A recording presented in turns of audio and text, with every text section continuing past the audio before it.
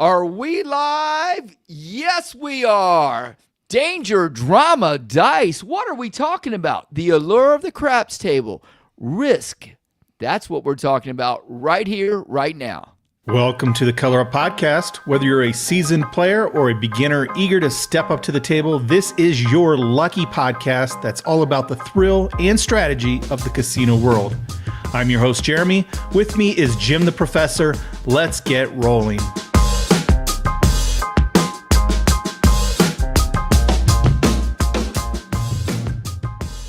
Well, I want to thank the thousands, tens of thousands of those out there listening to us here live on YouTube.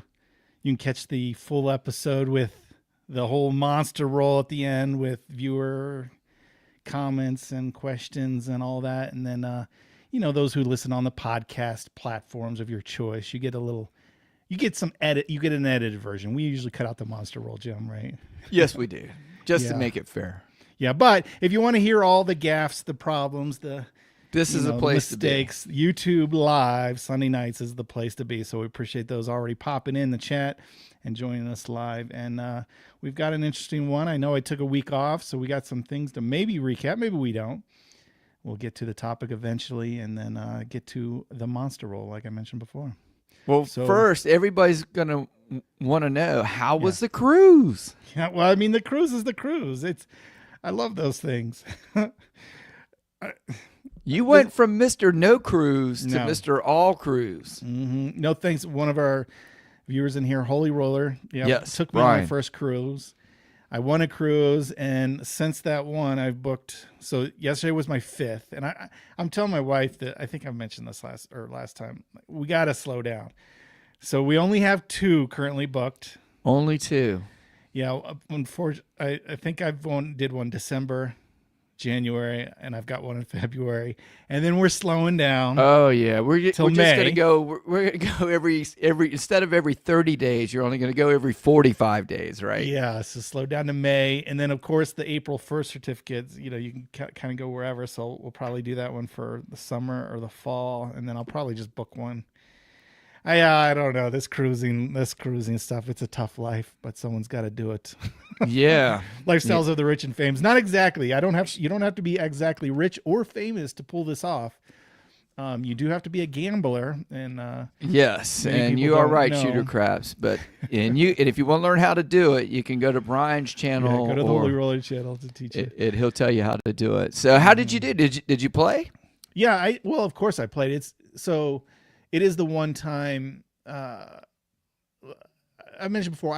Although I live in Reno, I have access. I just don't go by myself on a regular basis. But on a cruise, I do all the fun stuff with my wife, and then it becomes late night, and I'm like, I might as well go to the table, downstairs. Yeah, right? They're calling you on the third floor. Yeah, it makes it easy and it's convenient, and it's fun. It's a great game. So I went and played. This time I didn't really play for points. So I didn't earn an instant certificate. I think I don't even know what I ended up with, honestly, like maybe 500 points or something like that, where the minimum is usually 1,200 for a cruise. What did you win any money? But I profited $510. Woo! I think was the total amount. Very good. Yeah, $10 table or $5 table? It's a $10 table. $10 table, yeah. And I think I'll do a video on it because really I have wherever my book is. I've only lost once. So this cruise, I won every night except for one night. Mm-hmm. And then the previous cruise, when I switched this strategy, I won the last 4 nights. So I think I'm like 8 out of the last 9 sessions has won with this particular strategy. So it's working for me. So that's going to be a video, obviously. I think so. Like 8 out of my last 9 sessions with this style of play. And it's...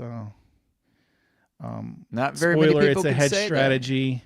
That. Yeah.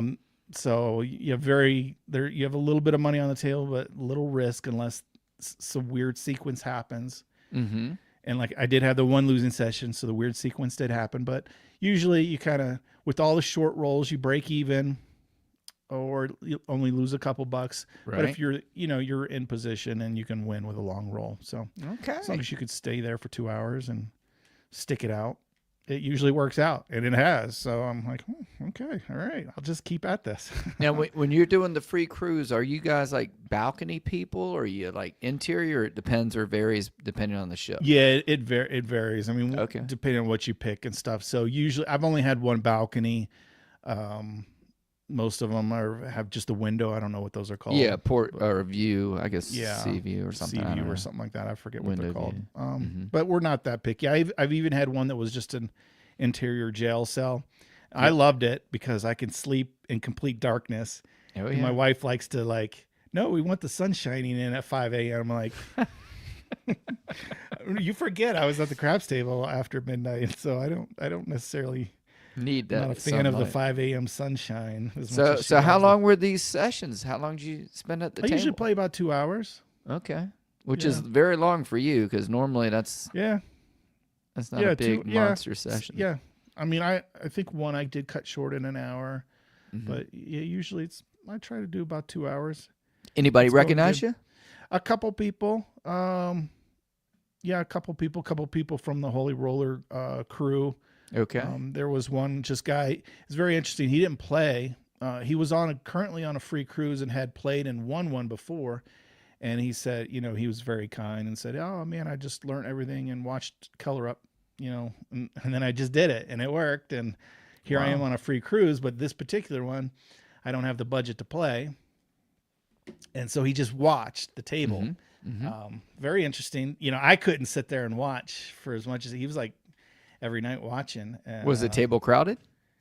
The first couple nights, no, not at all. And then it kind of heated up. There became some regulars, and there was usually, 8 to 12 people.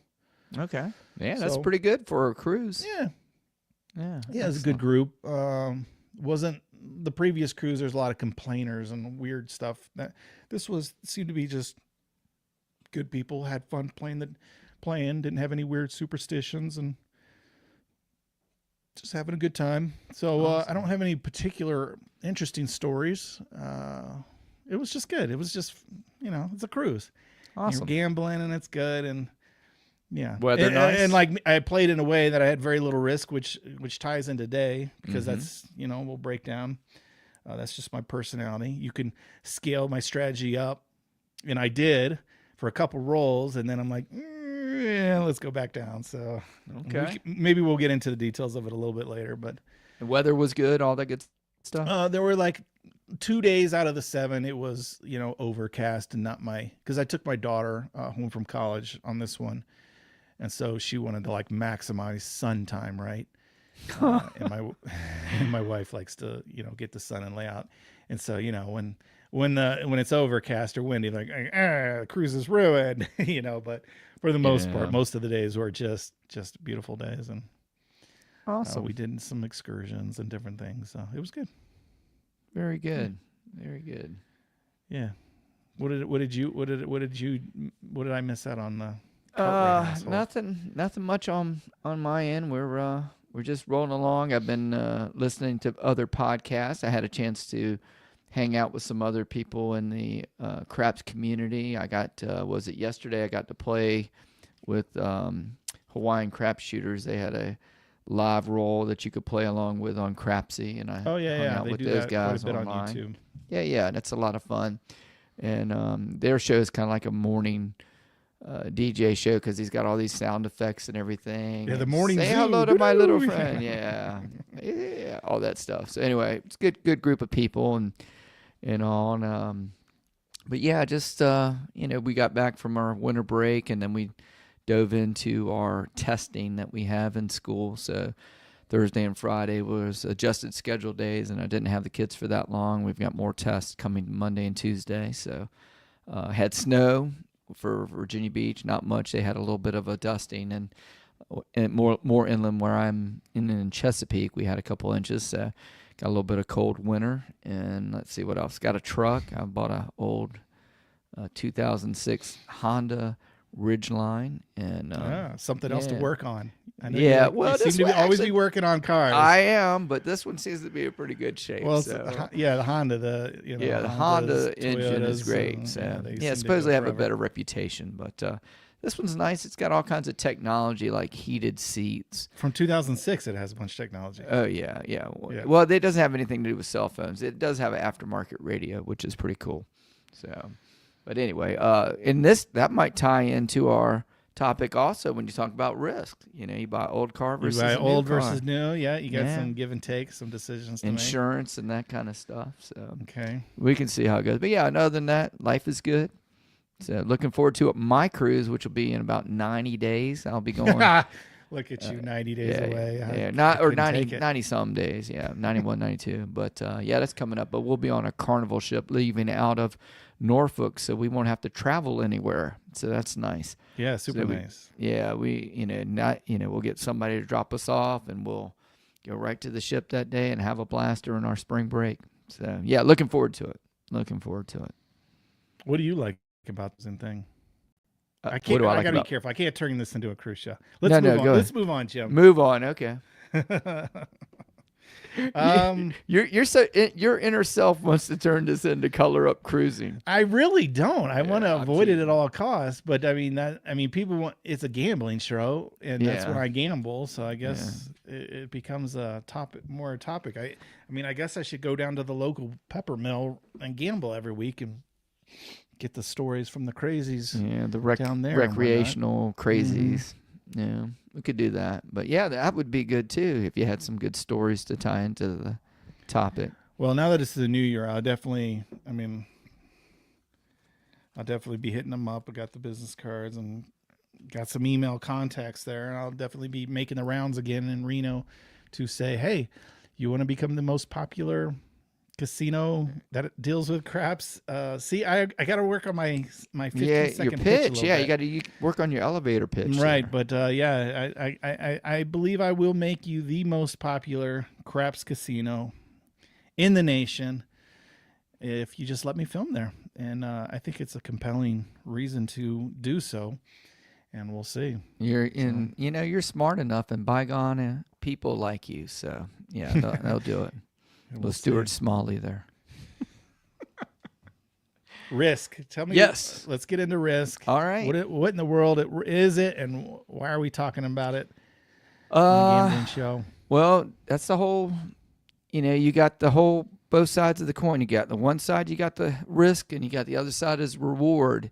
And there's good risk and bad risk, and that's the part with gambling. And then you also have like just risk all in life, all areas of our life. So we can throw off like some basic definitions. So it's the possibility of loss or injury. That could be like peril, something that creates or suggests a hazard, or it could be something like the chance or the chance of loss based on a certain degree of probability with the loss. And that's where it kind of starts So that's getting kind into of the where it applies gambling. to us. Yeah, where we're heading into it. But it's the same thing in all areas. It's that same thing with gambling. It's the same thing with insurance for your cars, life insurance, all those type of things. It's what are you willing to risk versus reward? Do you have full coverage on your car? Do you just have liability, depending on what state you're in, that type of thing? So risk is a big thing that we all deal with individually. Some people avoid it. Some people are fine with it. And then there's other people who they've got no fear of it. And they're just like, wow. And I'm just amazed at how bold some of these people are with risk. So Yeah, a couple times a month I get these comments on YouTube. It's just the common joke of it's like the best strategy or whatever, but the comment is like, yeah, well, the best bet is not to gamble at all, or some form of, well, the only way to win is to not gamble at all. Which is can't lose. Yeah, you can't. you can't lose if play. you don't gamble, if you Yeah. don't play, and they're just, it's kind of a joke or whatever. But sometimes I respond, sometimes I don't. But no, you can't win at all. Or that's not that's not a form of winning. You're just taking zero risk at all. Right. So yeah, I mean which is perfectly fine. If you don't want to play, zero risk, you will you're not going to walk away a winner, but you're not going to lose anything. And in some people's book, that is winning, right? Because if you're that risk averse, to not lose anything is a win for them, right? So like investors who are worried about, well, it's coming up retirement time. I don't want to invest in the stock market. Maybe I just buy bonds or this or that, or, CDs.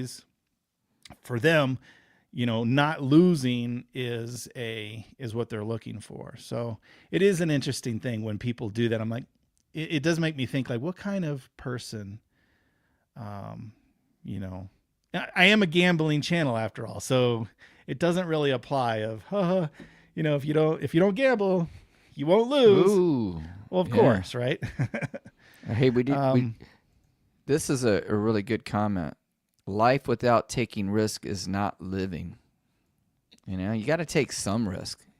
Yeah, and that's from Naomi. So okay, yeah, that's wonderful. Yeah, you got to take to experience the reward, to experience the joy. You've got to take some risks sometimes. And I know you with your YouTube channels and your entrepreneurial spirit, before you were in YouTube, you did videos and other stuff. I mean, it's a risk not to go to work. Like, I go to work every day. Sure. I'm going to get the same paycheck.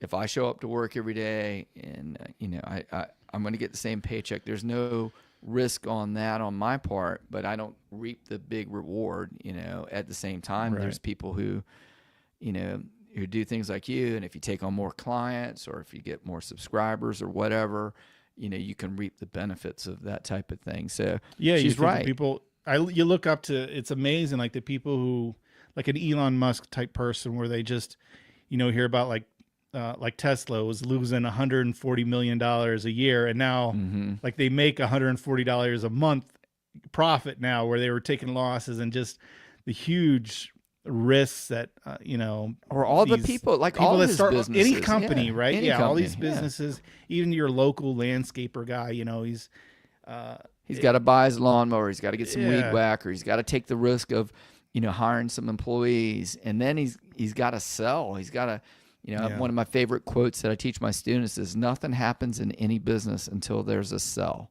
until Right. there's a sale, until you sell something. And then you have a transaction. Then you got a chance to perform and keep going. But it's risky, to go out there and say, hey, I'm going to do X, Y, and Z. And then you got to deliver. Your reputation's on the line. So, yeah, it's pretty wild. Yeah, I've certainly taken some. I feel like I'm very risk adverse, but yet, some people do go like, oh, you gave up, solid jobs and that stuff, and went out on your own, started a business and stuff. And so there is some risk that I am willing to take. And yeah, so that's the thing. If you don't play the game, you can't win. So Right. you got to play the game. But the cool thing is you get to decide how you want to play the game, or, the game of life or whatever. You always think about these people, these like life coaches or gurus or whatever, say, like, whatever you look back, whatever you started to do 2 or 3 years ago, that's where you're at now. Right. So if you didn't take any risks 2 or 3 years ago, starting something, going to classes for something, learning something new, you're going New to be in the skill, exact same new spot. trade, whatever. Yeah. So take a risk today and see where you end up in 2 years is really something that's been impactful for me in my life, and Kyle, what I try to apply. Okay.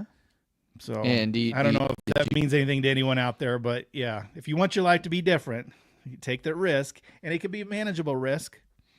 Start out with the hobby or the part-time this or that, or, the idea of how you want your life to be different in 2 years. If you want to be a cruiser like Jim, Or like start somewhere. Jeremy, maybe. maybe, or you want to be go a teacher once a month. Yeah. you're going to have to take a some risk. classes. You're going to have to go to a lot of schooling. Yeah. But, become a YouTuber. You just start recording yourself a video, but, Look at him now. yeah, Look at him now. there's some differences, but, yeah, you got to start somewhere and take a risk. So where do we want to take this? I mean, that's kind of the broad strokes of it. Yeah, that's the broad stroke. So and we can talk. you want all to kinds of keep stuff. going with that, or do you want to dive on into the crap? I mean, we can. I don't know. Bouncer. I don't know. What do you got? Well, And we, let's go with this. Let's talk about the risk avoiders versus the risk takers, okay. right? The allure, right? Yeah. Why does anybody go into the casino? Why do you think the average person goes into the casino? The first thing off the top of my head was like to win it all, right? To win the jackpot, to win big. Um, I don't know. From my point of view, I would think that they go for some entertainment and for some hope to wins, but I I think more people do go just hoping they get rich somehow. I don't know. I don't know. I'm thinking that's a good question. I don't know. I'm thinking most people go in there to have fun, Mhm. and there is the allure of maybe hitting it big, right? Or at least going in there, spending some time to forget about their troubles for a while, right? That's why do you go to a place like Vegas or Reno to kind of get away out of your normal thing. So maybe to have fun, socialize, do some fun things, and maybe hit it big. I don't know. Those are Yeah, things, but yeah, I imagine most adults go, "Hey, I don't want to lose this $200. I'm okay with it because I got a chance, right? I okay. got a shot. Maybe it'll win 150, maybe it'll win 200." And then they have in their thoughts, "Oh, but if only the 10,000, right?" So, yeah, I imagine everyone goes in with like a hope that they can win.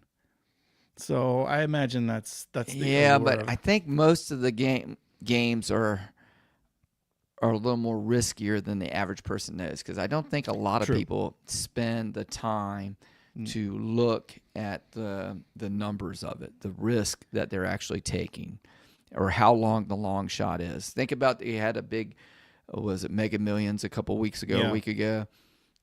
The billions of dollars or millions of dollars spent, and one winner gets it. It's It's just like getting hit by the same person hit by lightning like 3 times in their life. yeah, Like that's the equivalent probability. Like it's crazy. So yeah, the math isn't good on it. no, Um, but yeah, they want to hit the home run, right? They don't yeah, want a single. You know, if you hit a single, you'll be okay. But you want to hit the home run. So they go to the casino and whatever's easiest because a lot of times people don't want to put the homework in or put the true, time in. So a game like our game, craps, oh, it looks real complicated and it's not easy to explain. yeah, So guess what? Not going to do that. Roulette. Oh, just guess at the one number, sure, or guess at the color. So you get a few more people playing that. Blackjack is 21. The rules are pretty simple, so they might go with that. And then finally, the easiest of them all, why they have machines everywhere, all the slot machines. All you got to do is press the button, press the yeah, button. So that I think is the easiest one, and that's also the one where it is the most risky that you will lose bigger money over the long term with that high house edge or well, whatever yeah. you want to Certainly, the call it. math is set up, and they program them. That's right. They're only going to pay back a certain percentage, and they're essentially the worst game that you could play in the casino. Mm-hmm. And and and people don't know general things like we talk about bankroll and money management and that sort of thing. And the thing is, a lot of these machines do pay back, like a slot machine, like 80%. So the weird thing about that is sometimes if someone goes in with 100, and this is how they make most of their money, they come in with people come in, oh, I got $100. If you got $100 and 5 spins in, Mm-hmm. you're at 120, you should probably walk. Hit the button, cash out. I mean, if you wanted to profit, like if you're like, oh, I don't care, I just want to sit here for another 10, 15 minutes, that's fine. But I guarantee you, if you can't walk away at 120 or whatever, it's going to zero. Like it's just a matter of time. It's going to zero. It could be 15 minutes, it could be 30 minutes, it could be whatever, but if you play long enough.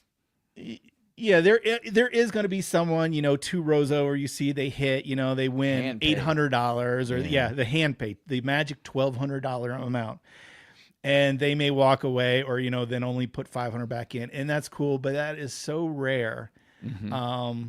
with $100. Now, if you go in, you're $1,000 gambler, you've got a little better chance running it through it. And maybe your goal might be a little, you could double up to 2,000 maybe, or get up to 1,500, something like that would be an okay goal.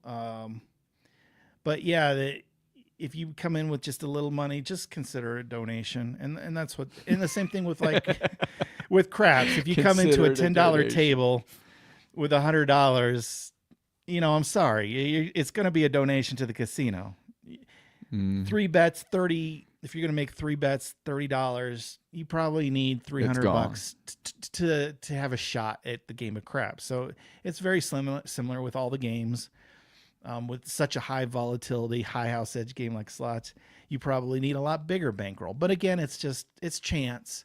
And so sometimes it works out, but most of the time, if you don't walk away, if you put in 100 and you're up to 120 and you can't walk away, you're probably going to zero. It's just, and that's why they make their money. Yeah. So and they make a lot of money too. Yeah. Yeah. So yeah, it is different. It is unique. The different people who, like you said, are willing to, I'll do get a little more educated to give myself a better chance, or at least have some knowledge going into when you're gambling. I'm a big proponent of that, obviously, with a teaching channel. But yeah, other people are not. They're not concerned. They don't care. They're more gamblers than the rest of us. It's just their risk tolerance, I think, is what the word you said, or their psychology. Yeah. So there's some people who are risk avoiders when it comes to their money, and they, I think the Southern Baptist Convention had 25 years ago had their international convention in Vegas, and the joke was they brought a $10 bill and the 10 commandments, and they didn't break either one or something. They just will not gamble. They gave away all these free rooms, and they didn't get the return that they thought.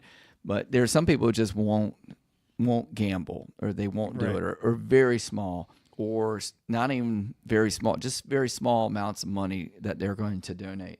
And then there's other people who are a little more sensation seekers. They're on the other end. They're like, yeah, I'm in. Here's $1,000. And, we can name YouTubers and people like that all over the place. And they get views. I mean, people get hundreds of views, whether it's on the slot machines or it's on craps or bubble craps or whatever. And they're just putting it in on one spin. It's just, why would you take the chance on that? But we are drawn to that. Right. It's we're very drawn to it, especially the people who are risk avoiders.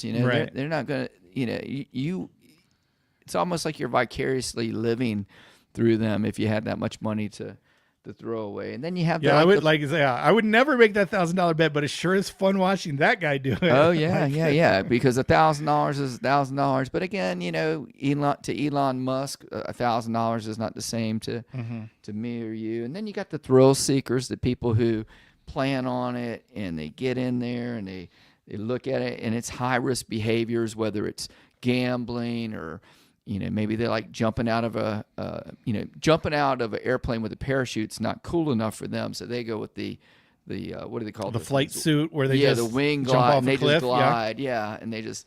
I saw one where there's a YouTube video, a guy jumps out of a plane, I forget how many thousands of feet, and he actually hits a net. He didn't even jump with a parachute, or all he had was a wing gliding suit, and he luckily hit the net or whatever.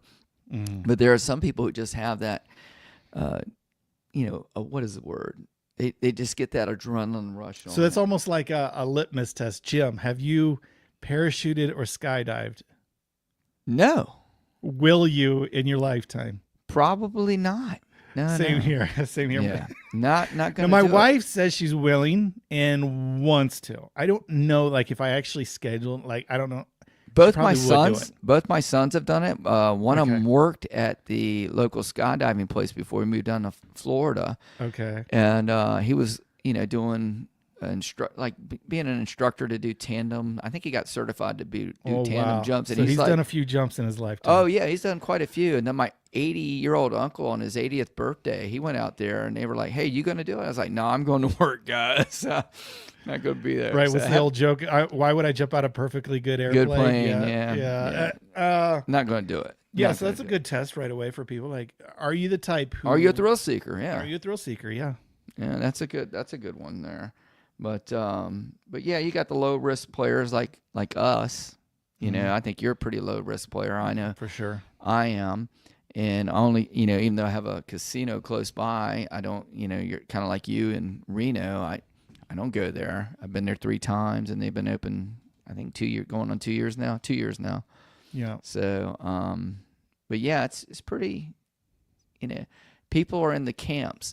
But then you got the people who you talk about, the educated people who start getting in and looking. If you're going to go gamble at a casino, what are the games and what are the likelihoods of how much risk and what you can do to minimize the risk, so that way you can put yourself in a position, maybe not to win the super jackpot, but at Right. least not to make a direct donation, that kind of thing.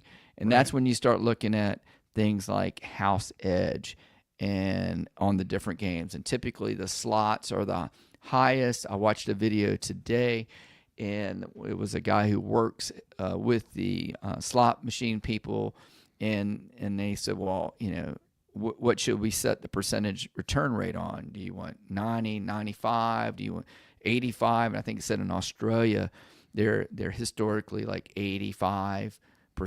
And the guy said, well, do you want to shear the sheep or do you want to fleece the sheep? You know, Yeah. Right. you know, Because they got to balance it because you want customers' returns. yeah, exactly. You want to shear them, or you want to fleece them, you know, because you want them to get them to come back. But yeah, it's that. So slot machine's going to be pretty high. Then you've got the table games that you can look at, right? And if you're Yeah. a card Usually. So yeah. Usually counter, they call them carnival games. It's essentially everything outside of the standard craps, baccarat, blackjack, roulette. mm-hmm, Yeah, outside of the kind of the standards, you know, the 3 card pokers, the all that other games, the all variations of all this stuff. Those are usually, they're called carnival games, and they're usually have a house edge that's pretty high, wacky. Yeah, 10%, yeah, 10% plus. yeah, plus easily. Mm-hmm. But then you got other games like our game, where you can do things to get the house edge as low as you can, and with a little luck, you might color up. Right? That's the theory. Right. Now, what is it? You know, let me move on to this one here. You know, so like, what do we do to educate ourselves? You know, can it be, besides reading and watching videos and stuff? You know, does the average person do that who's into risk taking? Do they know what kind of person they are, you think? I mean, I don't know. I guess it depends on how they like if you go once a year, or maybe not even once a year. It's like, you know, for me, it's a big part of my life, right? For some people, it's like, oh yeah, I went to Vegas 10 years ago. We had a blast. Mm-hmm. Like, so there's all the range in between. So maybe a person who goes once a year or less, they maybe don't care, why put in the time and effort, and they're just like, we had some fun. You know, the dealer tried to teach me blackjack. I played a few hands, you know, I won $50. I lost $100 in the slots. Mm-hmm. And then I watched Celine Dion at the show, and there was some great food, and they moved on. But if you know, a lot of us and the people obviously watching and listening are a little more involved, right? They're probably making regular trips if they're listening to a podcast like this. They're the semi-regular, maybe it's 6 times a year, some, you know, maybe more, maybe less. But once you start going more times, you start to go, well, hey, maybe there's some better ways to approach the games. Maybe there's some more information I should learn. So I think part of that depends on, you know, kind of the frequency or how it fits in your lifestyle. Mm-hmm. But I would have hoped that if you're like, hey, this is a part of my lifestyle.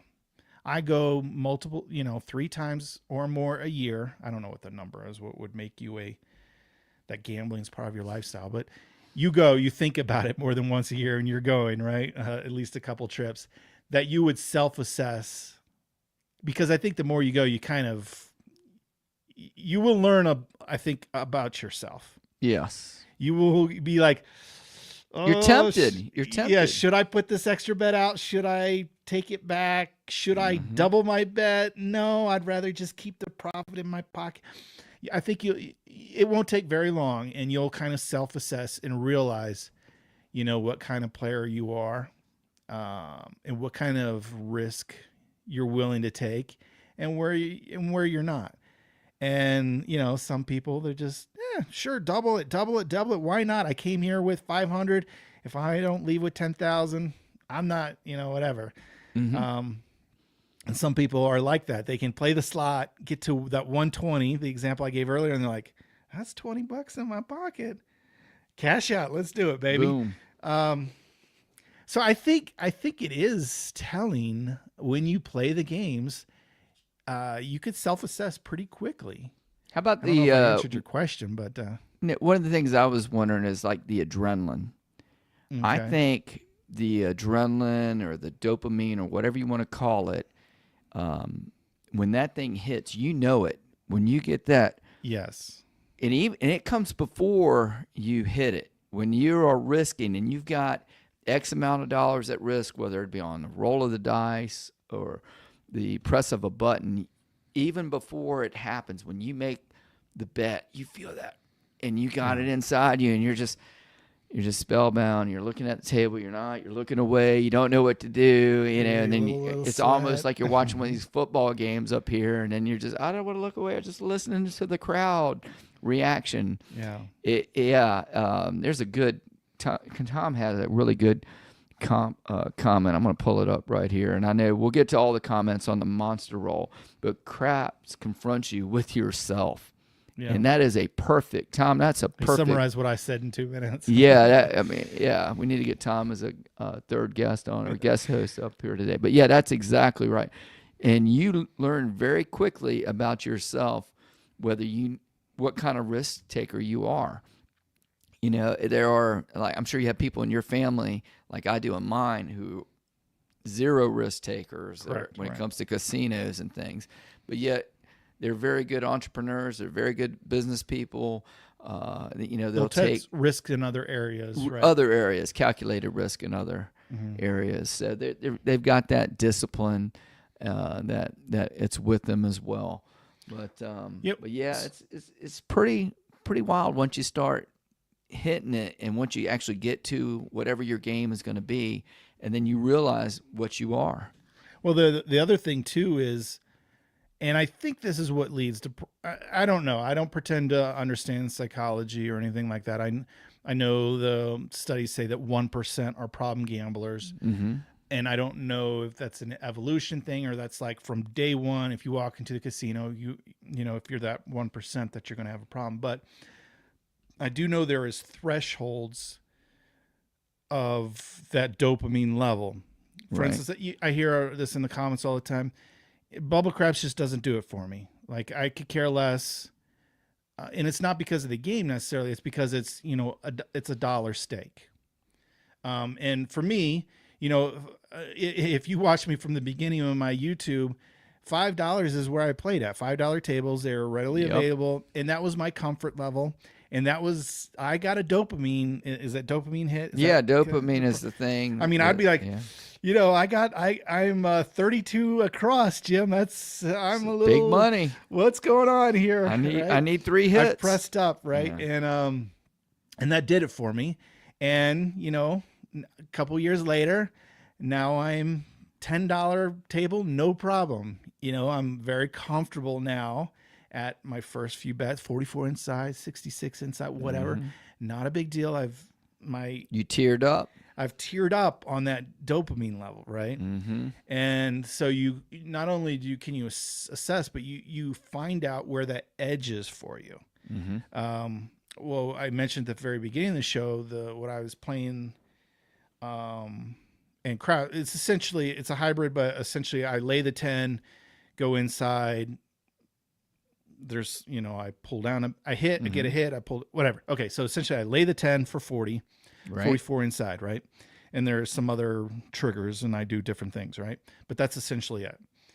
And I'm very comfortable. I'll just walk up to the table. This is no big deal, no big sweat to me.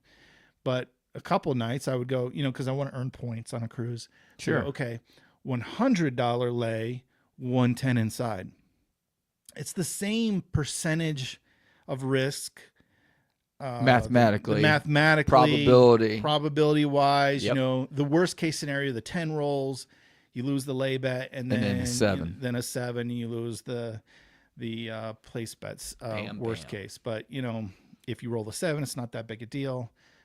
There's some risk involved, but not a huge amount. But the difference when at that 10 rolls and I lose the 40, I'm like, I can earn that back in a couple rolls. Whenever I lose that black chip, that $100 lay bet, and someone rolls a 10, I'm like, Ouch. like, I don't know how many of those I can withstand, right? And not that I don't have the money. At the stage of my life, I can afford a $300 loss, $600 loss, for a vacation, because I brought 1,000, let's say. So not the end of the world, but for me, that's my edge, right? That's where I'm like, I hate losing $100. So Ooh, you it hate stings a losing little bit. 100, but you would really hate losing 200. Like if you had a $200. I couldn't do it at this point. Yeah. Like I don't think I could, even though it's the same. Like, hey, Jeremy, if you get one hit, pull down the number. 2 hits, you pull down that lay, and then you're running free. Mm-hmm. I couldn't do it. I don't think I could physically put the 200 out there. I can't and even do it with 220 fake inside. money.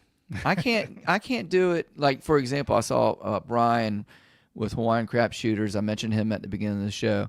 I was playing on their thing the other day, and I played the same way that I play in the casino, which is a pass line, and I did like single or double odds, and then I did come bets. Yeah. And I didn't place any bets. The whole point of this thing is to try to finish in the top 6. And I think it started off with 150 people playing. It got down to, I don't know, 75 or 50 people, and they're all, up 10,000. Some of them are up 10,000, 9,000, $6,000. I'm sure, I'm up 125, 102, but I wasn't losing, I wasn't losing, but yeah, I can't even do it with fake money. So it's something wired in me that I cannot take the risk.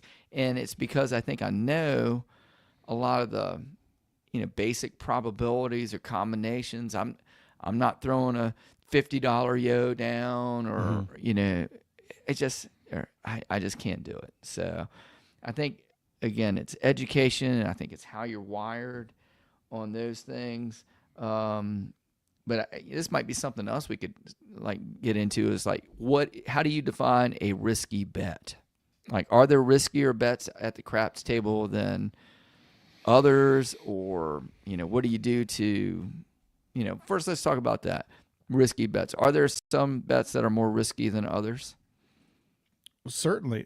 I mean, I don't know how you define. I don't know. I know we've got a lot of information in front of us, but yeah, I don't know if you kind of break it down in the end as house edge, right? Like how percentage of what the casino keeps.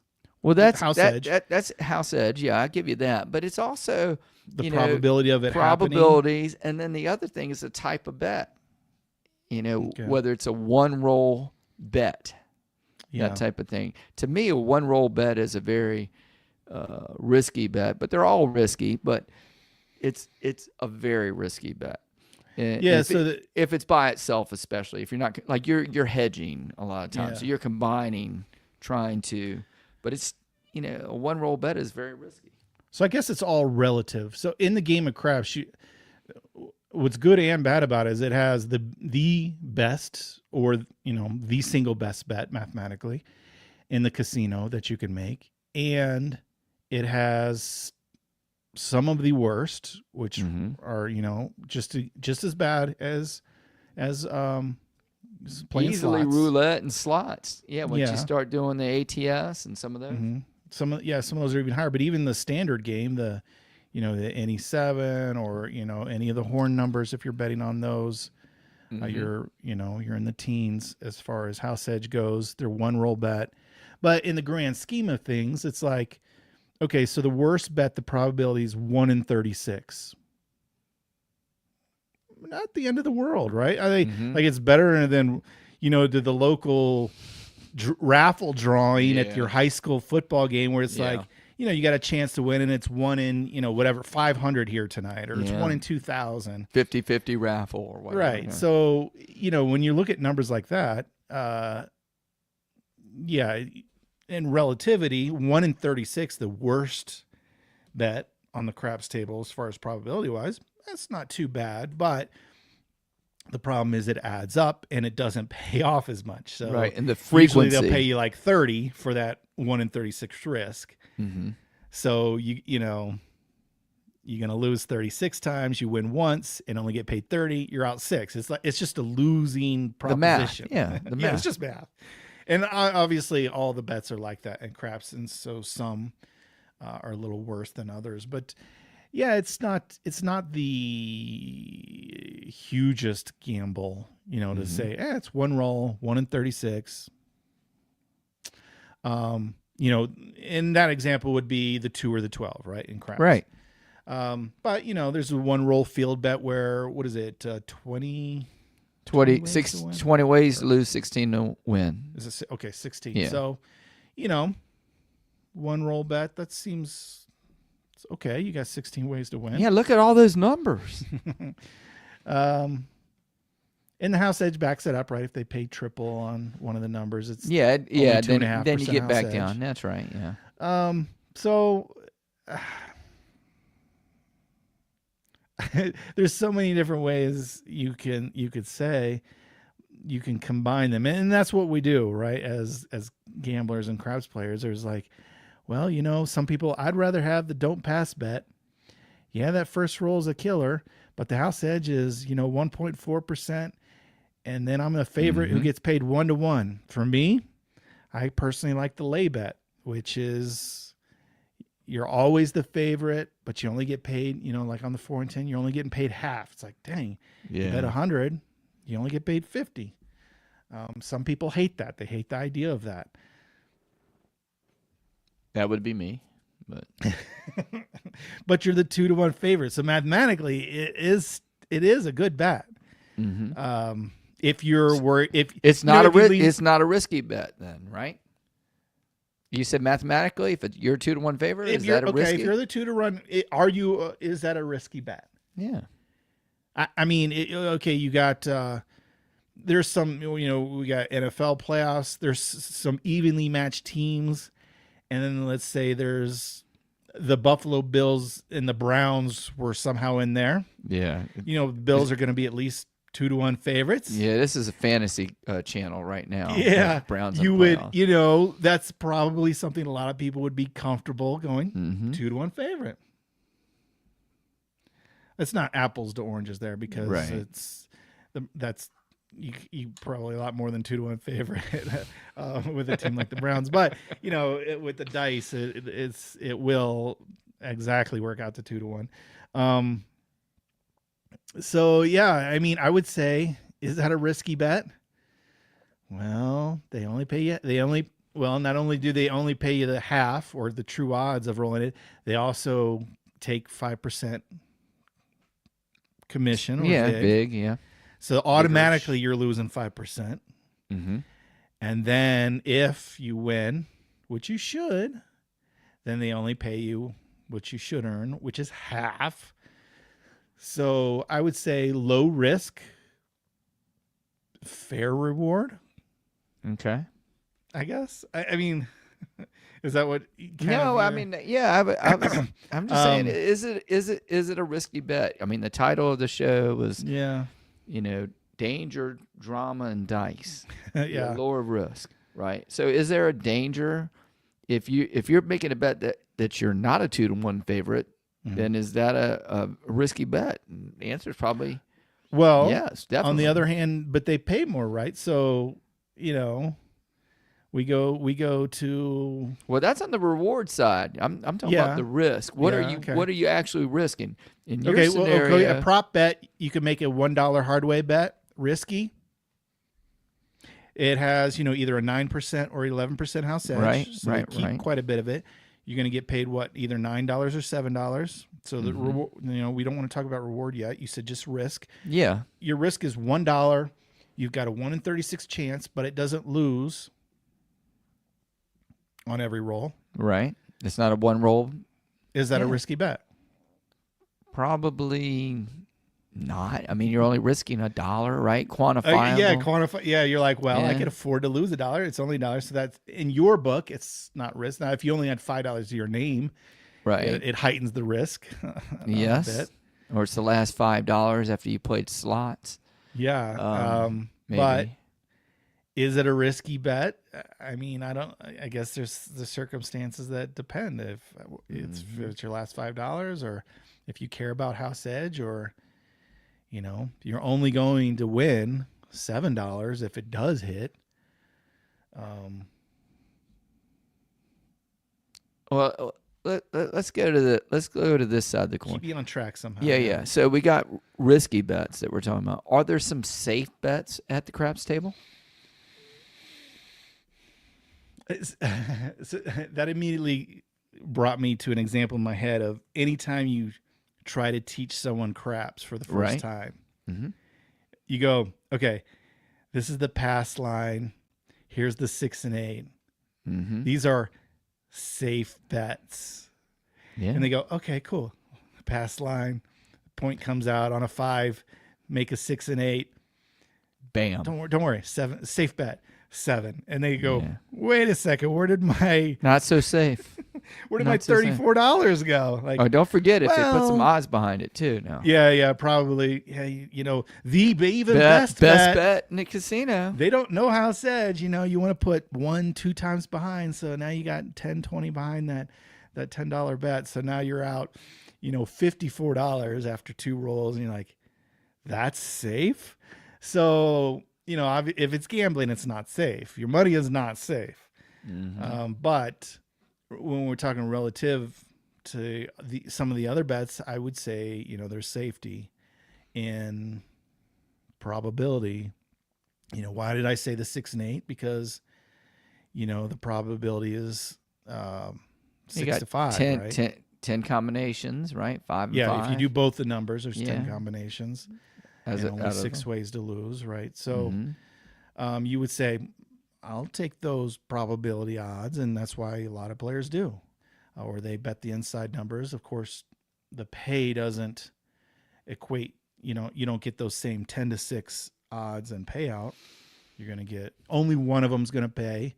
So Mhm. you're going to get paid 7 to 6.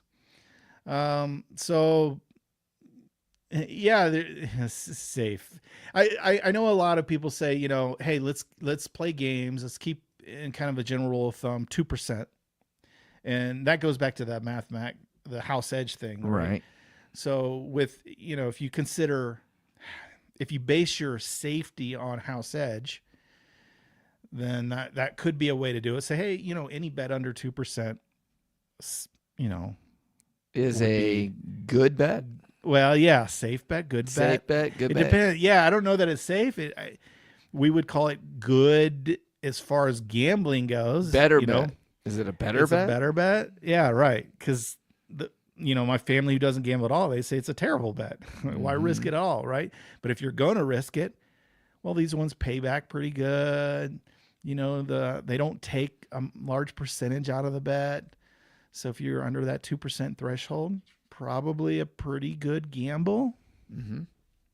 But other people would disagree, and they would go like, why gamble if you're only going to win a little, right? It's like I horse bet sometimes. I like that. It's one of my favorite ways to gamble. Why bet the favorite when you're not going to get any money? Bet the long shot horse. Yeah, it's only going to win once in a while, but he's going to pay $50, 50 to 1, right? Okay. So some people feel like that's the way to go. I mean, I have a hard enough time with my own species with football or whatever, much less worried about other ones. But yeah, no. Yeah, it's there's a interest- magic to horses. Yeah, so Sure. you like the big home runs. It's funny you say that. Some people say some, not me. Right. Not me. But it's funny you say that, and then you're kind of a low baller, low roller guy. But then with horse racing, oh yeah, give me Give me a horse that's No, and I didn't say that. 31. I didn't say that. I'm saying that's how people view it and do it. Okay. Me, I always go, okay, who's the favorite? And I always go, who's the safe? And I usually bet like on the third or fourth favorite. Oh, so you drop down a little bit. Okay, Yeah, I not drop too down a far. little bit. Okay. Yeah, so they're usually, like a 3-to-1 horse, 4-to-1 horse, something like that. Okay. All right. That's, I'm not going to 31 horse or 50 to Because horse. you're making a donation. Yeah. Yeah. Yeah. But, I know some people are like, just bet one. Like, again, we went back to the amount matters to us.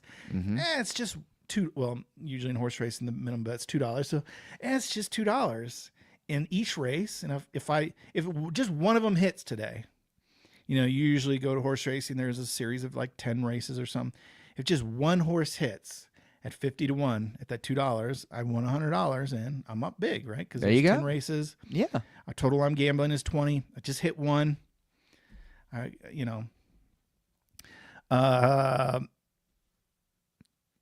who knows? Like, there's no way. Obviously, without a professional, I always say there is no such thing as a professional craps player. So I cannot tell you, hey, this is the best bet and how you should play.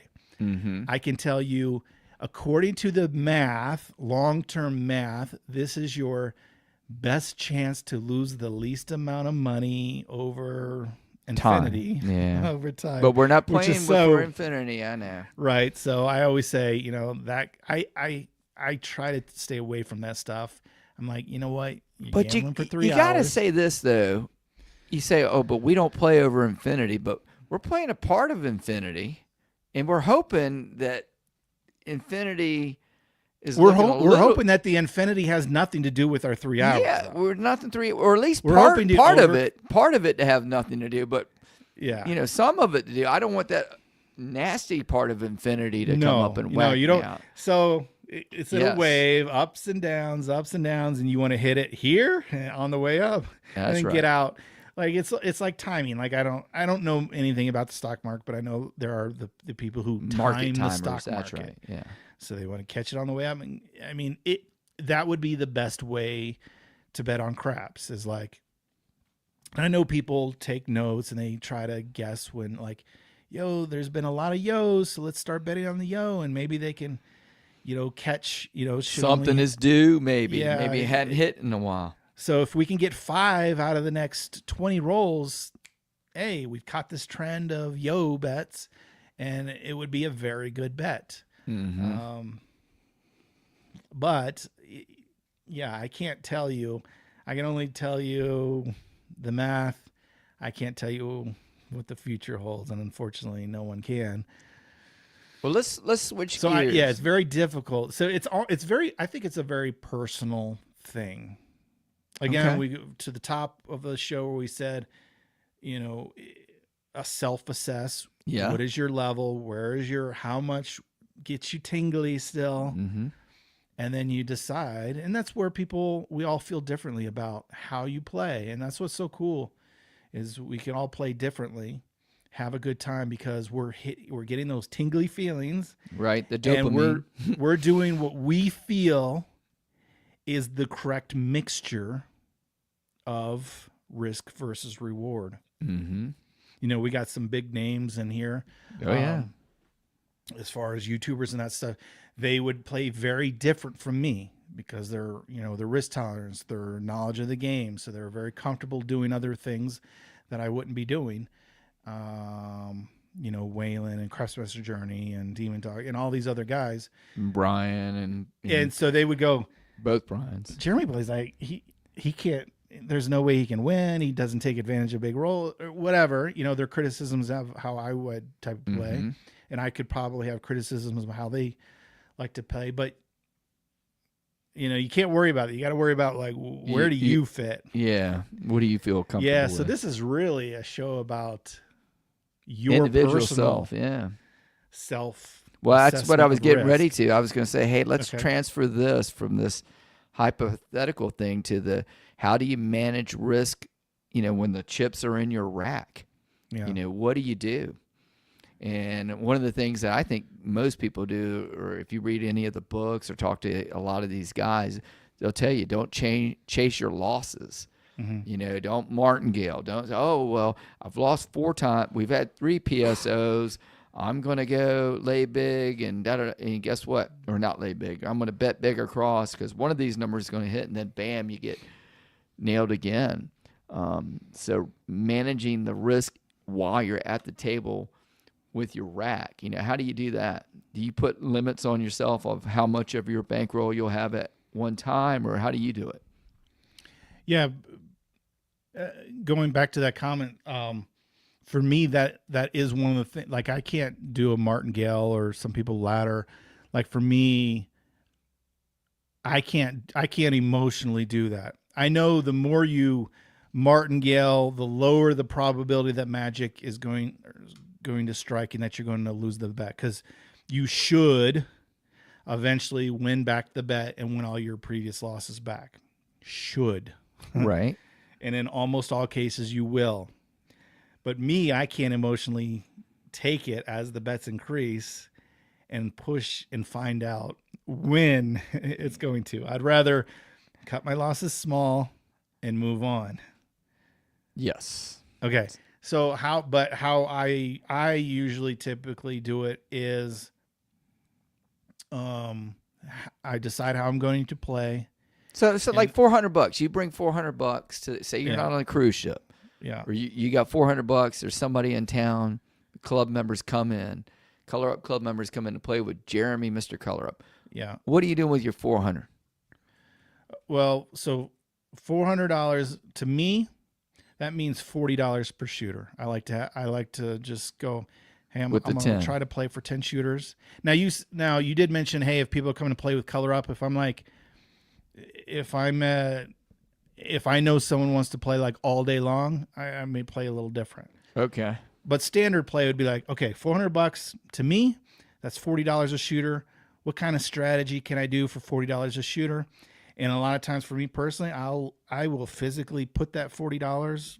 You know, usually the rails have 2 racks. 2 racks. So I got $400 back here. I'll put that $40 up front. And then whatever it is, iron cross, inside, a lay, and this and that, whatever. Mm-hmm.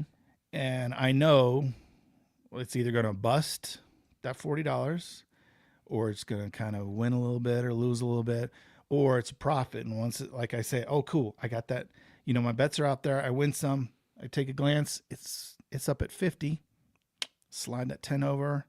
You know, I got $10 profit, and I might keep playing, so I can kind of see, hey, am I in profit per shoot? I always take it per shooter. So that's what I was getting at. Yeah, so I manage per shooter. Per shooter. Say you're at risk of any one roll of the dice is going to be $40 max. Max I can lose is $40. Okay.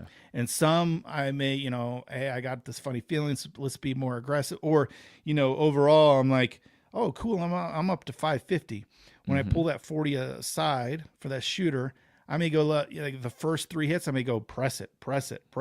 Because you're up. Because I'm up overall, right, in my bottom rack.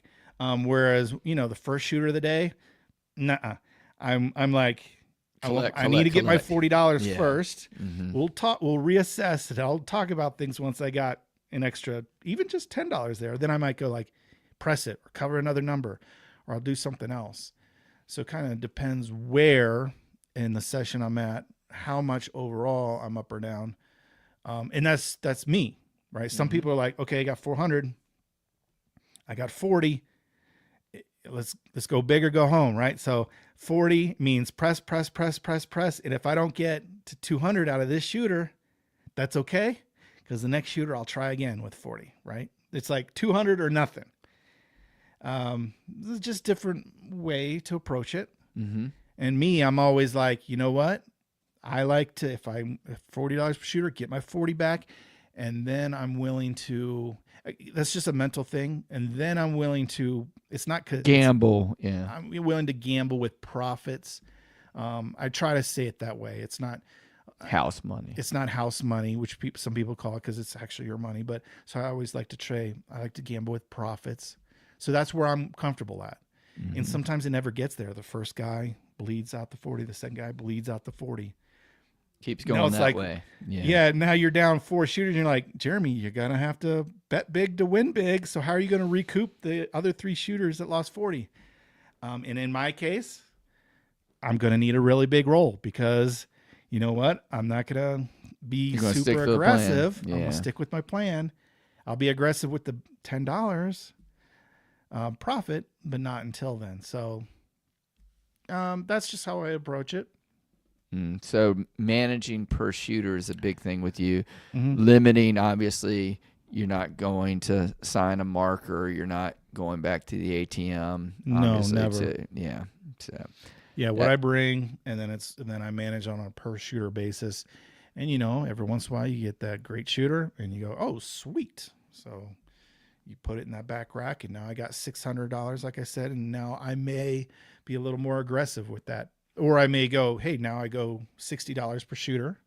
I could go that route, but I always reassess, and basically it is based on a per shooter basis. And I know we had some people just coming in late, but you mentioned at the beginning of the show that 8 out of your last 10 sessions that you played, you actually won, right? So, and you're thinking about a video about that. Right. But when it comes to those winning sessions like that, to me, if you color up $10, it's a winning session, right? Yeah. So with those kind of things, do you do anything to protect like what you got going forward, or if you're up 8 out of 10 sessions, does that mean you take a little more risk with your future sessions, or is each individual session its own little thing? For me, it has been each session is its own thing. So for instance, this last cruise, night 1, I think I was up 250. Woo. Night 2, I won another 300, so I'm up 550. And I guess I did take a little bigger a risk because that's what I started out, $100 tens. Yeah, because you said $100 inside. 10. That doesn't sound like a $400 buy-in. No, I think it was because I started off with a $500 buy-in. Okay. At this point, I have $800 buy-ins. I'm like, and it's a low risk strategy. Okay. How often can a 10 hit? Well, there's 3 out of 36 ways for the 10 hit. Yes, there is. And so some 10s hit, some come out 7s where it's not the end of the world, but I only win back 50. I lose 60. So, I got 60 at risk. But in theory, you got more than twice as many ways with those come out 7s, right? Right. So I was down quickly, and I'm like, you know what? Not comfortable here. Even though I'm down, let's drop back down to where I'm comfortable, $40 lay, 44 inside, and go from there. And I ground my way back to a $200 loss. So that was my one loss. And then night 3, I think I won, like 200. And at that point, I'm like, it left such a bad taste in my mouth to get such a big loss. I'm like, why don't I just stick with the game plan and keep grinding out wins? I don't need to go to this $100 level. And so that's what I did. And then I think my last time playing, it was literally $10 because I was down, with only those small bets grinding it out. I was down, and I finally had a good shooter. And I'm like, okay, I'm up $10. I bought in with 5. I left with 510. After tipping and stuff, I'm like, $10 win. It's a win. It's a win. So. And you're racking up time at the table and points all that and good that stuff. sort of thing. But yeah, overall it was like a $500. I have to look exactly, but so one of the things I had on here or was in our little notes was the importance of setting limits and walking away. So after you grind back up and you got to that $10 up after you played for a while, you said, whew, you had a relief and you're up $10, right? And you walk away. Yeah, you able to shut it off like that? Well, outside forces played a role in that. So a lot of times, if it was like, okay, it's only been an hour, and I'm trying to stay here on a cruise ship to earn time and points, right? I would keep going. That day we had a lot of sun time. I was very tired. My wife was like, yeah, I'll stay up, read my book for a little bit. So I wanted to see her before bed, or, didn't want to go back and she's sleeping already. So I'm Right. like, you know what? $10. I made my way back up. Let's go I'm see good. my wife. I'm good. Right. Yeah. But it wouldn't be necessarily, it wasn't like, hey, once I made it back, that is the stopping point. Okay. So I think it just depends on, hey, if I had more time, because I would keep playing. If I wasn't so tired, I would probably would have kept playing. Um, I'm not a big proponent of people always talking about win goals and loss limits. Mm-hmm. I'm okay with loss limits. I'm not a proponent of setting win goals. Like people say, hey, you bring 500. Once you get to 600 or 600 whatever. or Yeah. 750, walk. To me, hey, if you get to 750, cool.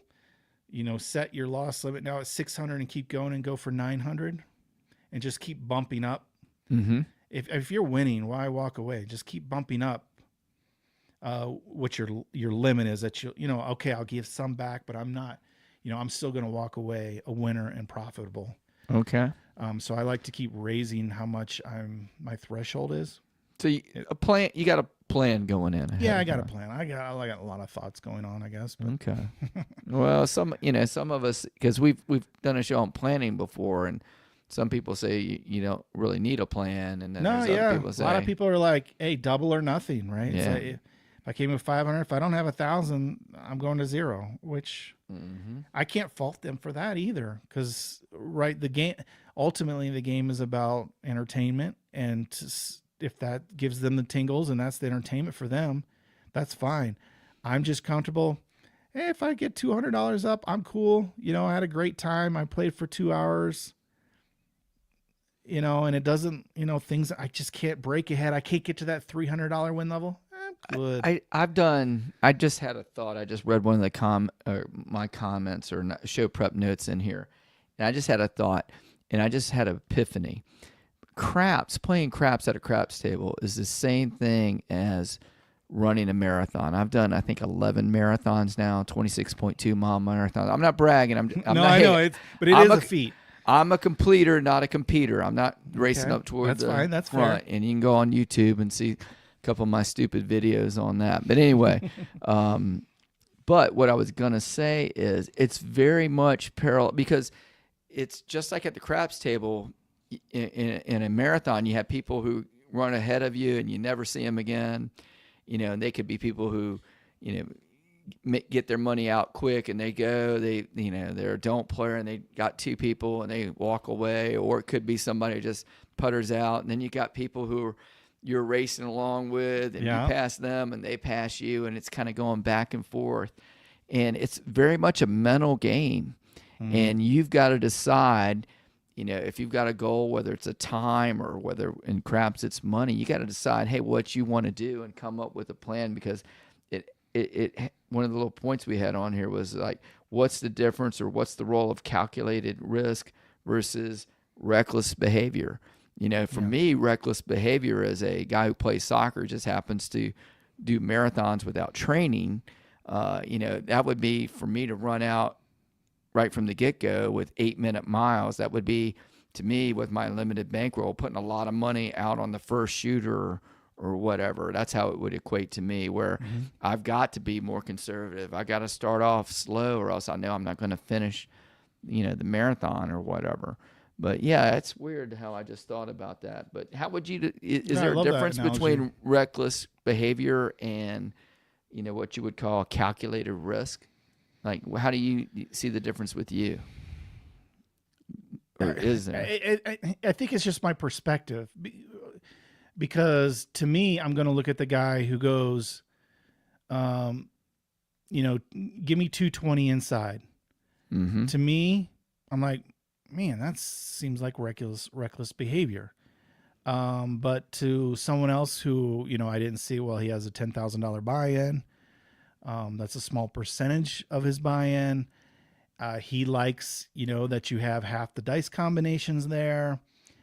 It's gonna, those $50 bets are going to pay really well. They're going to pay $70, Mm-hmm. and maybe he has a plan to regress, and it's not reckless at all. But to me, I'm like, oh, geez, that's half of my whole budget. Right. That's very reckless. For So him, it's 40, one of 40 shooters or yeah. whatever. So you know? for him, yeah, it's a calculated risk.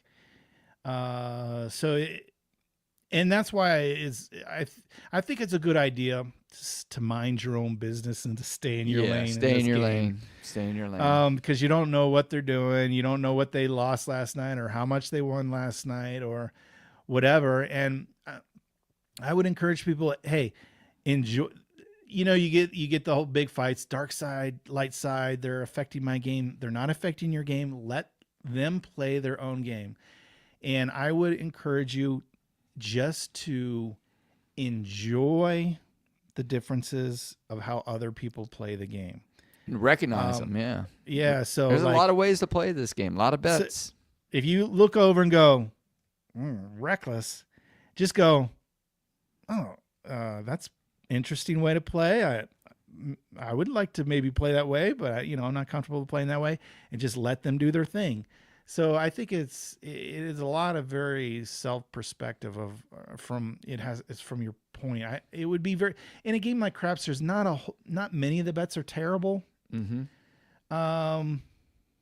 We're talking about a couple percents here and there. Is the guy making $10 hard way bets a risky bad gambler? No, not if the hard ways are rolling. He's the smart guy at the table. When I'm like, I'm not going to waste my $1 on hard ways. So it's, if anything from this episode, I would say is risk. It seems to be, the more and more I think and talk through it, is very personal, and beware of judging how other people play it because it's so personal. Yeah. So I can give you my best advice, how I like to do things, and what the long-term math says. But this is a gambling game, and sometimes that stuff's just thrown out the window. Yeah. So whatever your risk tolerance is, wherever you're comfortable at, that's where you've got to play. Well, I think that's a great spot to kind of end this one, not unless we can head on over to I didn't realize this topic has been fun. I looked up, we're an hour and 15 into this. Yeah, so. I just looked up at it also. Wow. And we've got some really good comments from earlier from a lot of our buddies on YouTube and elsewhere. But I did want to go ahead and make sure we get to the monster roll. But I do want to say this before give me some final thoughts. Final thoughts on it is, I guess that was my final thought. Your final thought. My final thought is, hey, everybody's, like you said, everybody's risk is different. There are some things, no matter how you quantify risk, wherever you're at, there are some things that are riskier than others. And you mentioned earlier at the beginning, when you feel that juice, when you feel like, oh my God, there's $100 out there, that's your like little red flag going off. I think it's important for everybody to know when there are little red flags going off, and to put some safeguards in your life, whether it's not going back to the ATM, not signing markers, or don't bring more to the table than you're willing to lose that day, that session, and put some guardrails so you can stay in your lane and you can be able to play and all that. Because if you don't, this game can be addictive. It can be something that entices you. And we talked about that dopamine hit and all the stuff that's, and I'm not saying you're going to become a 1% gambler if you go one time to the craps table. But if you don't educate yourself and put yourself in a position to win, make some, smart bets, set a goal, have some thoughts, think about it, have a plan. If you don't, then it's not going to be as enjoyable, I don't think, to you, because you're going to get all feeling guilty. You're going to say, oh my God, I threw all this money away, or what could I have done? And now I've got nothing else to do the rest of the trip or the rest of the cruise. So that would be my little closing thoughts. But I forgot to say, Jeremy, we're powered by Sports Grid. That's true. We're powered by Sports Grid. Daggone it. And that is, we're wrapping another episode. Yes. Again, you watch us live on YouTube, and you get to hear us answer questions and talk to viewers live in the Monster Roll. But otherwise, that is another podcast wrapped up for the Color Up podcast. So thank you for listening. And I'm curious, I know we interviewed Don Zarin, right? And Yep. he said at some point his father, he didn't have the tingling feelings. It was just. Right. He was just a big gambler. So I'm curious if you guys out in the comments listening, what is that tingling bet for me? When I got a black chip out there, I'm like, ooh, baby, right? Where are you guys in your stage of gambling? Like, is it a $500 chip? Is it a $1,000 chip? Is it? I think it's Have the you total amount across compartmentalized the it? table. Okay, you know? yeah. Is it across? If I'm a come better and I've got 3 come bets with double odds Okay, or double triple odds. odds or four come bets, or say I get all the box numbers, I'm losing my freaking mind. I want either some off and ons, or I just want some back to safety. You know, hit the point. You know, cut them off for a roll. You know, release the tension. Okay, That's there you me. go. That's me. All right, But, let's hit these comments. To see Maybe what we they've got some ideas. Feel on free some to ask stuff. us anything. Jim usually starts at the top, goes through some comments. If you guys have any we'll immediate, get going. I'll Yeah. check at the end and kind of scroll through here. I know there's some internal back and forth. Guys are Let's talking to see. each other.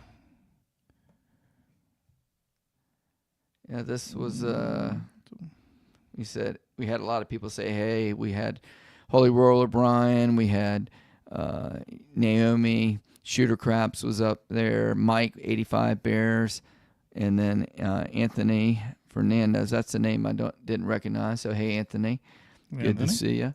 And then Chris was saying howdy. This was Will Fong who was saying howdy on that one. So I want to get those highs in there. Oh, this was a little bit of a funny one. I guess the wild card games haven't been all that close this weekend. So guaranteed to be more exciting than all the NFL wild card games. And the college playoffs was kind of a bust too, wasn't it? Yeah. Like every game was essentially a blowout. Notre Dame came back in the second half. Oh, that's right. They won. that so was, that was a little game. closer one. So yeah. But other than that, yeah, not too much. You're But, wailing as that's the oh best yeah. bet. Yeah, the one that hits. Yeah. Yes, sir. That's why you Waylon. can't be judgmental. You're like, that guy made that bet, and it rolls, and you're like, I should have made that bet as well. Well, he took the risk, so he's getting the reward. Exactly. You know, right? He gets the reward. What do you mean? He's got a $50 hard 8, you know, out there or whatever. Yep. He gets all the reward. And then AZ Craps Shooter says it's like stocks. Invest your risk today and just let it grow. Even during the downswing. So maybe, you know, you got highs and lows in it. Ken. Craps Master Journey. Oh, you go ahead on yours. Let me get rid of that one. Go with yours. Yeah, I'm trying to get off. There you go. Only semi-safe bet is an educated, well-timed bet. That's an interesting. I like that well-timed. Well, the tough thing, I get educated. How do you know when is it well-timed? Yeah, the well-timed, that's a little, you know, some people feel like they know what a well-timed is. I would say you don't know a well-timed, but you know, I like that. I like his description of that. It's fair enough. This one was the one I was going to put. Allure of risk in some ways is how long you play and when or if, right? So, yeah, when, you know, how long do you play? When do you walk away? You know, you get up, like you said earlier, you don't want to, you know, limit your wins if the table is quote unquote hot. Right. But, you know, at some point, if you keep playing, even though it's fun. Even a hot table, you'll eventually give it back. So. Yeah, you give it back. You got to know when to walk away.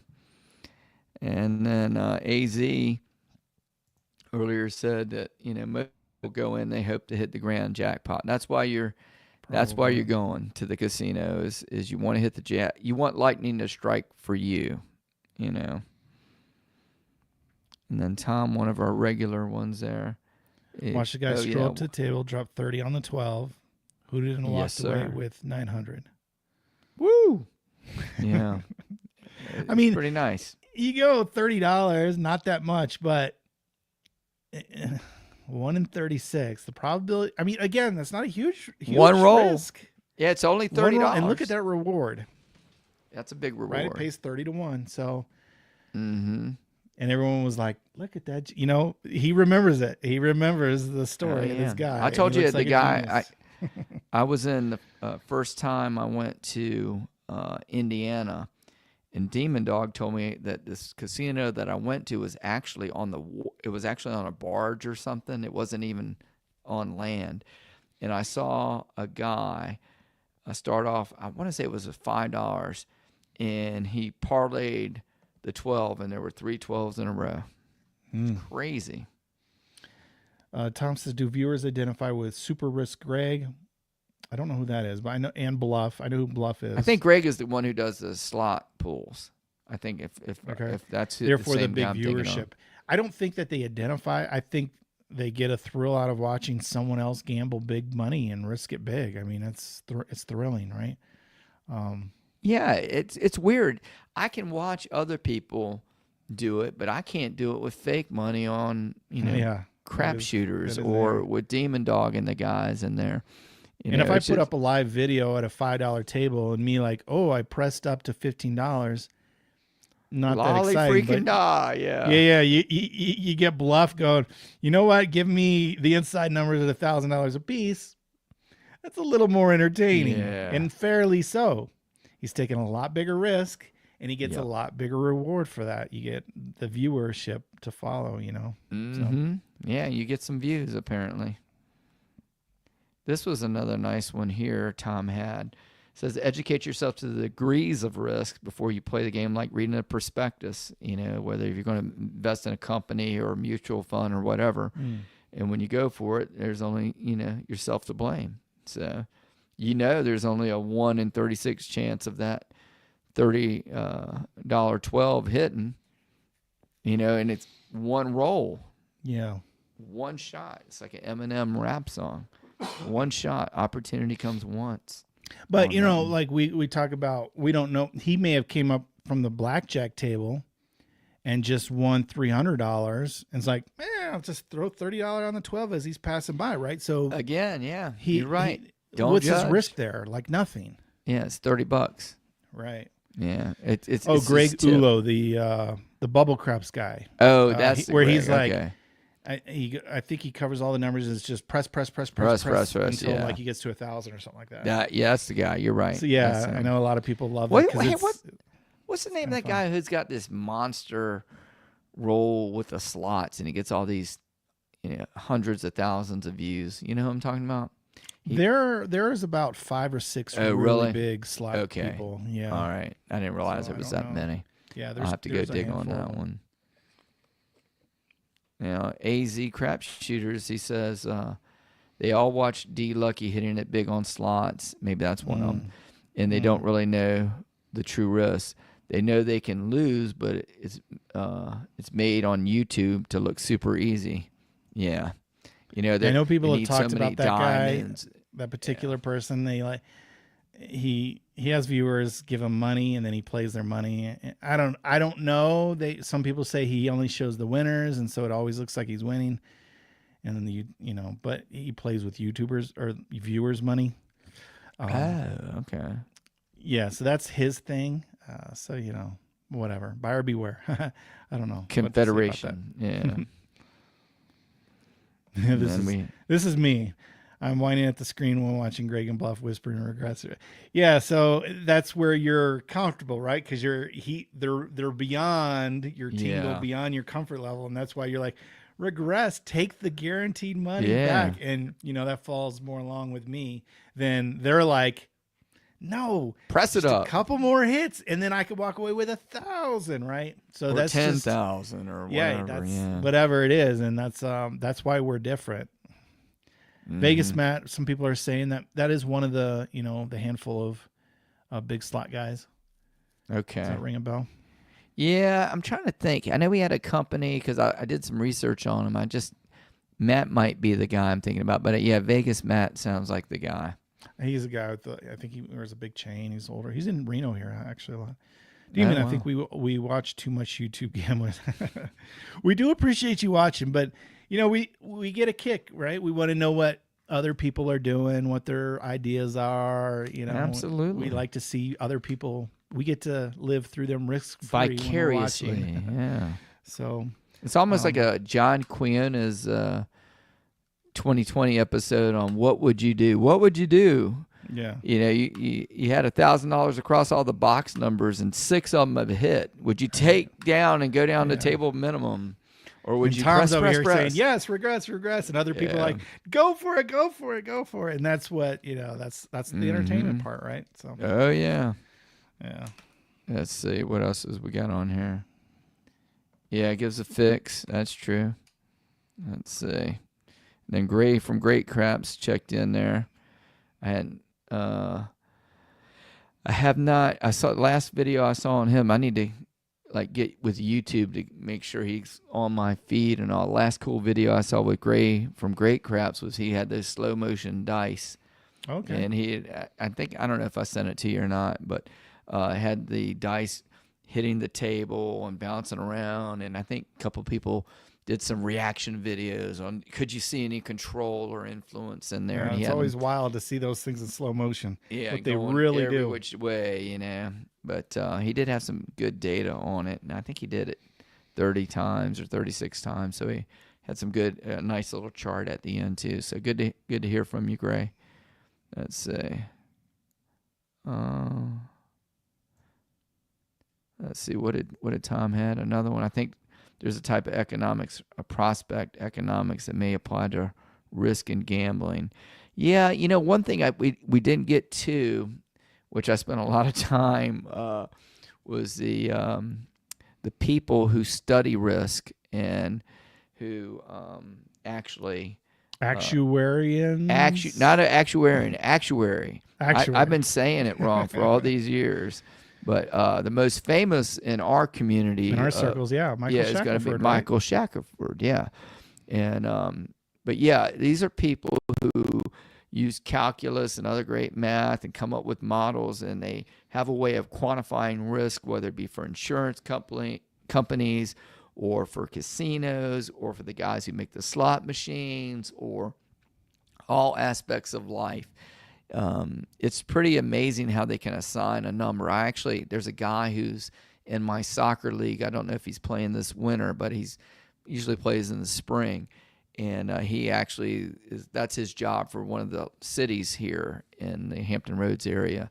And he quantifies risk, and they look at, whether they're going to open up, and I'm making something up, whether they open up an ice skating rink. What's the, right. If they, how much the insurance goes up, if there's an accident, somebody breaks their neck and they sue the city, what's the probabilities percentage, and how much are they going to do? Visitors will come into town. Yeah, so visitors come into town, hotel rooms, the taxes and all this kind of stuff. So it's a lot of math involved on that. So like Michael Shackelford, so a lot of the casino companies will go to him and say, hey, here's the new game, run the math. Yep. Will it make us a profit? What is our chance of busting, us, losing to the player and giving money back? And they want to know the risk reward ratio. And, if it's not going to be profitable, they're not taking the game. No. And in fact, he was one of the quotes from that documentary I was watching. He said, do you want to slay the sheep, or do you want to fleece the sheep, or do you want to shear them? Because you can set it to whatever you want to. A little adjustment. A little in adjustment. The game or setting or the rules. And, absolutely.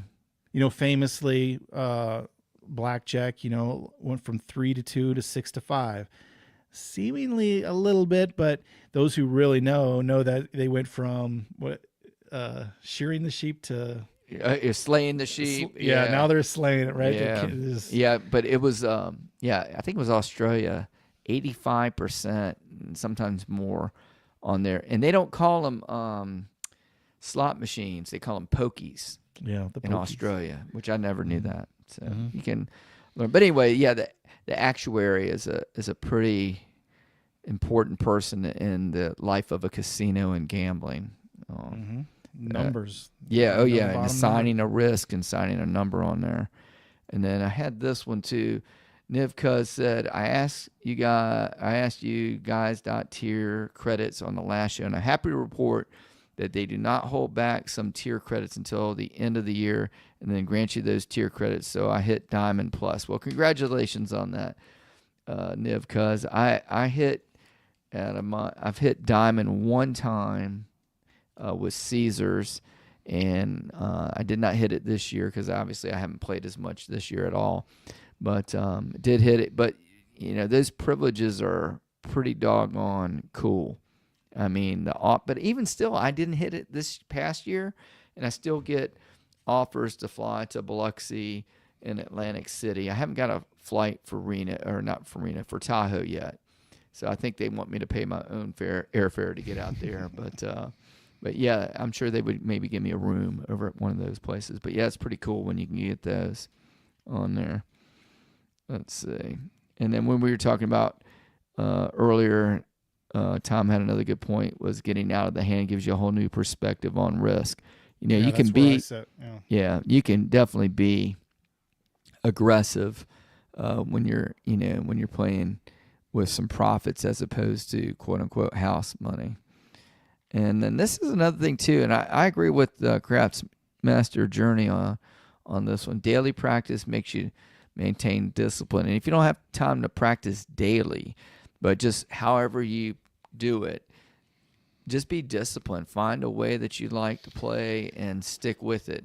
And I think that's you'll pretty be good. A lot more comfortable if you know, hey, the first hit I collect, the second hit I power press, whatever, and the payout and what it pays, and okay, that's going to go to 35, 36, and if you kind of know that, you're so much comfortable then just be like, okay, what does it pay? What do I need? Do I need $2 or one or right? Should I press here? Should I regress? Should I? If you kind of I paid 42 and I want to go up to 72 and I had 36, 46 and 72 and it's a lot of that. Those things pretty easily, either online or offline on a little practice table or whatever, and that's a great way to feel comfortable making those decisions when you're there, when you're in that position. Yes, for sure. Yep. Now let's see. Do we have any other ones on here? I've gotten to mine down the bottom. I think I've crossed over with you. Tom says it's like betting an algorithm. He just threw that one up there. Like a betting algorithm. If you have a system or something in place, then there's some comfort and you lower that anxiety, takes all the guesswork out. I agree with that. And then, of course, I see the great... she must have either she popped back in or she popped out. But hey, Naomi, you don't know how much I appreciate you, Naomi. I have really gotten a kick out of that. You listen to this banter every week and all. But one of our loyal lady listeners. Loyal lady listener on Facebook, and she put some great pictures out there as well. But yeah, it's kind of cool how many that we have, bopping on in from time to time. But she's been very, very faithful, as well as these other YouTubers that are here. Yeah. On there. Yeah, I think we're moving along. I think we've earned covered all the bases. Right to do at least one more episode, Jim. Yeah, we can do that. Yeah, we can do one more. So, are you going to be cruising next week? No, Jeremy? like I said, I will take at least. It might not be quite 1 month. I might have to look at the dates. I am going in February. Oh my God! I don't know the dates. Is it Valentine's Day cruise? What are we talking, man? I don't think I have in my calendar. President's Day? No, you know what it was? This is how bad it is. So my sister, who lives in Florida's daughter. So what? My niece. Yeah, there you go. My niece is getting married. Yes. I'm going to help film the wedding. There you go. It's a working trip. It's a working trip. So we're like, okay, we're going to Tampa. Well, they're south of Tampa, but we're going there. We might as well. We're going to Tampa anyway. We'll take a little 5-day cruise. 5-day cruise. 5-day cruise out of Tampa. Get back to Tampa. Drive on down to the wedding the next day. And 2 birds, 1 stone. Everyone's happy. There you go. Yeah, it's good to be the king. Sickness. Yeah. It's a sickness, I guess. I don't know. No, it's fun. It's fun. My wife loves it. I happy wife, happy life. That's always a good. I do need to slow it down, but I don't know. She'll live. I don't know. I can't sustain this pace of. It's a lot of gambling. packing and A gambling. lot of and- packing and unpacking and traveling. Traveling is the worst part for me. My wife's so used to it. I don't know if she minds or doesn't mind, but to me, I hate And you know, traveling. one thing we didn't mention was, you know, we talked about life and insurance and automobiles, and we didn't talk about liability versus full coverage, collision Yeah. or whatever. But those poor people in Oh, the California thing. California fires, oh my God. And not cutting back, you know, the government not cutting back the brush, but they did cut back apparently on the funding for the fire department and having Right, so they're reservoirs. weighing Yeah. risk, reward, and management, and trying to do all those things. And you got Yeah, the but the- insurance companies are It's so funny. The insurance companies cut a bunch of those people off, but Yeah. they're willing to risk your house yeah. and your stuff. But I bet you they're not willing to risk their stuff like that. So I didn't hear about the fire chief's house getting burned down or anybody else's who was in that big money, city government and all. But yeah, it just drives me nuts when I see that kind of stuff. So Yeah, I was reading some story about like there's a certain level, I don't know, $1 million plus, not that $1 million homes are that's special crazy, anymore, yeah, right? Because exactly. of inflation or whatever. But these super uber homes who can't be covered by insurance, usually like celebrities and stuff like that, the government steps in and they get insured through the government, which is Right. wild. They're not even free market. Their Right. homes are so expensive that the government picks up the tab, and nothing says security like the government, unfortunately, because they just print money if they need it. I Thank guess. goodness, Neo. I'm glad. I forgot, but Yeah, I we've didn't got really even think about that. yeah 'cause I the just got off color. the Yeah, boat, that's terrible because I don't know my California geography. I know we had a couple people, but California is a huge state, and I'm glad that you checked up on the members from the Color Up Club that are they're there. okay. That's cool yeah. to know.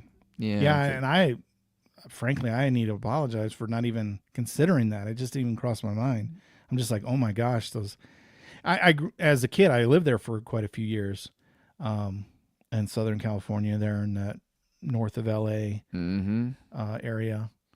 Not Yeah, on the but beach, we've got a bunch of It them. is, yeah. We have members out there, so I mean, I just like, oh my gosh, poor people that live out there. But I didn't even think about, really. Yeah, We have so many members all over that and they could have come been to affected. DiceCon every year. They're very faithful. Yeah, we do have quite. It's usually the biggest contingent is the California. Folks. Yeah, they're pretty close too, so makes sense. But yeah, we need to reach out to Blakey and some of those people, but hopefully, Yeah, some of them were Northern California, but yeah, which that's nowhere near, obviously, right? no, this is a huge state. Yeah, Yeah, that's what I essentially was people saying. who are who said or whatever they're around Los Angeles, Okay, which is wild. That the fires are so close to a major city like that. But yeah, pretty crazy, but But yeah, yeah, these insurance companies, some of them left town or cut policies early, and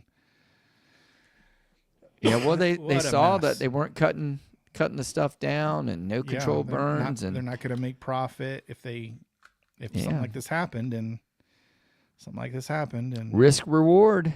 They What a knew it was a nightmare. very risky proposition for another fire. So, but yeah, I feel so bad for those folks. It just drives Mhm. me nuts even thinking about it. Mm-hmm. All right. Well, I don't see any more comments, so We're gonna wind it up I think there. we'll wrap this one in the books, and Okay. I'm going to go rewatch the game on the TV right now that you got on the TV. But I It's recorded it's it so I can commercial watch it right from the now, so beginning. but yeah, I won't spoil it for you. Okay. Well, I hope everybody has a great night. Thanks for tuning in, everybody, and we will see you next next week. time. Au Bye-bye. revoir.